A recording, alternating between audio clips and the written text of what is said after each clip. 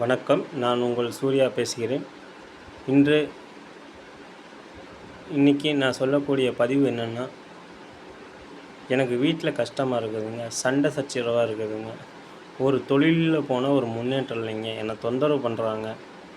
எனக்கு ஒரு வளர்ச்சியே இல்லைங்க அப்படின்னு சொல்கிறவங்களுக்காக இந்த பதிவு நான் வந்து சொல்கிறேன்.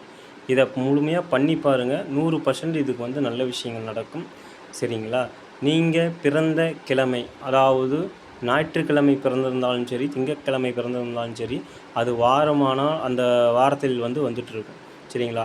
அந்த அன்னைக்கு, அதாவது ஞாயிற்றுக்கிழமை பிறந்திருந்தீங்களா, அன்னைக்கு காலையில் எந்திரிச்சு தலையோடு குளிச்சுட்டு பக்கத்தால் ஏதாவது பிள்ளையார் கோயில் இருந்தாலும் சரி, இல்லை வேறு எந்த சாமியாக இருந்தாலும் சரி, கோயில்கள் பக்கத்தால் இருந்தாலும் சரி, போய் கும்பிட்டு வந்து, சரிங்களா, காகத்துக்கு தயிர் சாப்பாடு எள்ளு கலந்து வைங்க.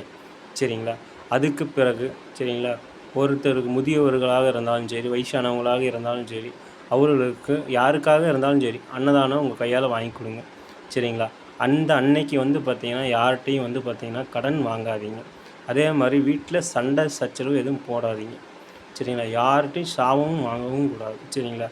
இந்த நல்ல காரியத்தை சரிங்களா நீங்கள் பண்ணிட்டு வர கண்டிப்பாக அந்த வாரத்துலேயே அதுக்கு உண்டான பலன் உங்களுக்கு தெரியும். சரிங்களா?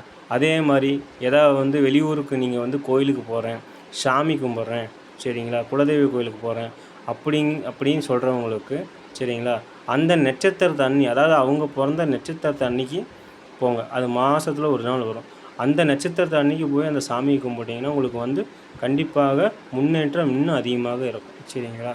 அதே மாதிரி அமாவாசை அந்த திதி பார்த்திங்கன்னா மாதமான அந்த திதின்னு பார்த்திங்கன்னா ஒரு எள்ளு தர்ப்பணமாச்சு உங்கள் முன்னோர்களுக்கு பண்ணிடுங்க.